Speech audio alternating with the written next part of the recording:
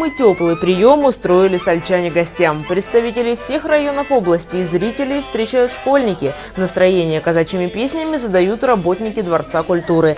Пекари раскрыли секреты изготовления своих изделий. Показали всем желающим мастер-класс. Мастер-класс в разделке теста, в украшениях теста, формование теста, булочки. Булочка идет только мелкоштучное производство. Тесто сдобное, украшается оно всем, чем душе угодно.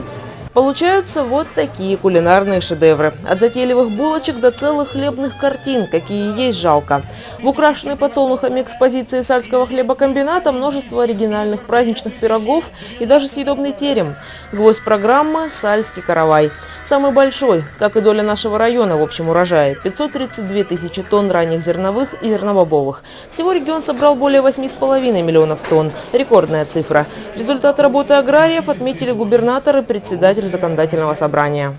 Ваш труд, именно профессиональное мастерство комбайнеров, водителей, рабочих таков, обслуживающих звеньев, руководителей предприятий позволило успешно провести уборочную кампанию. На селе работает более 55 тысяч. Они кормят не только жителей Ростовской области, но и жителей России.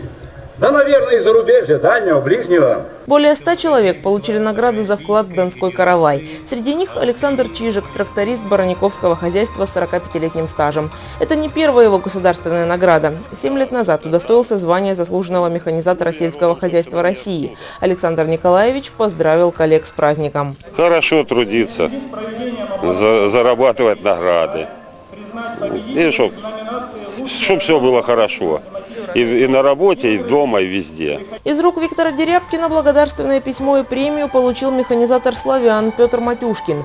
30 лет трудится в хозяйстве. Ждет смену, внуки хотят пойти по его стопам. И даже с наградой в руках Петр Тимофеевич не забывает. После праздника ждет работа. Уборка кукурузы, уборка подсолнечника, уборка сахарной свеклы. В понедельник на работу, все равно вот так. Но все равно радостно, конечно, праздник.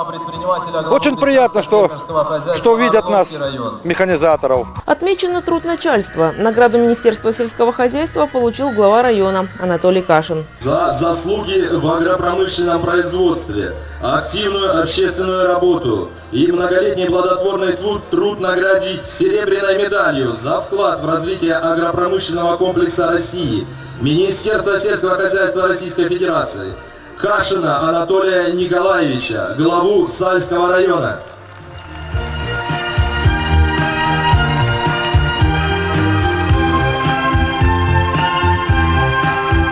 Для героев дня и гостей праздника выступили творческие коллективы Сальска и Ростова. На поле стадиона танцевали шоу-балет «Ренессанс» и ансамбль «Вдохновение». Приехала и цирковая студия. Также поздравили хлеборобов с праздником сальские спортсмены.